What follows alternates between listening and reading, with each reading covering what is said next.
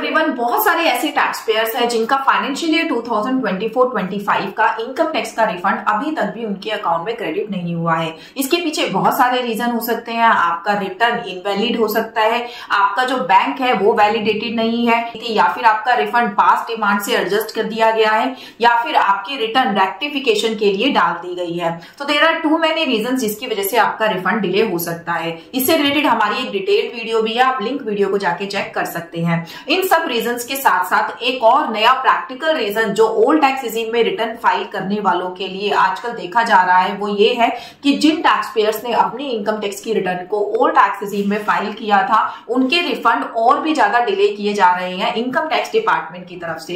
कि old tax regime में जब आप रिटर्न को फाइल करते हैं तो बहुत सारी एग्जम्पशन, डिडक्शंस, अलाउंसेस होते हैं जो हम अपनी इनकम टैक्स की रिटर्न में क्लेम करते हैं। तो इस बार की जो रूलिंग डिसाइड की गई जिसके अकॉर्डिंग रिफंड इशू किए जाएंगे उसमें ये पर्टिकुलरली मेंशन किया गया कि ओल्ड टैक्स रेजिम में फाइल हुई रिटर्न्स को डिटेल्ड स्क्रूटनी के थ्रू पास किया जाएगा। उन रिटर्न्स की डिटेल्ड स्क्रूटनी की जाएगी जो ये एग्जम्पशंस, अलाउंसेस और डिडक्शंस क्लेम किए गए हैं वो इन्वेस्टमेंट से रिलेटेड है या नहीं है, उनका नेचर बोगस तो नहीं है, ये सब चेक किया जाएगा ओल्ड टैक्स रेजिम में रिटर्न फाइल करने वालों के लिए। इसी के साथ साथ ऐसे टैक्स पेयर्स जिनकी पास्ट में एग्जम्पशंस, अलाउंसेस या डिडक्शंस बोगस पाई गई थी, उनको नोटिस भेजे गए थे, उन सबकी रिटर्न्स को तो और भी ज्यादा डिले किया जा रहा है। उनको और डिटेल स्क्रूटनी में चेक किया जा रहा है कि इस बार भी उन्होंने इस तरीके की एग्जम्पशंस या डिडक्शंस तो क्लेम नहीं किए।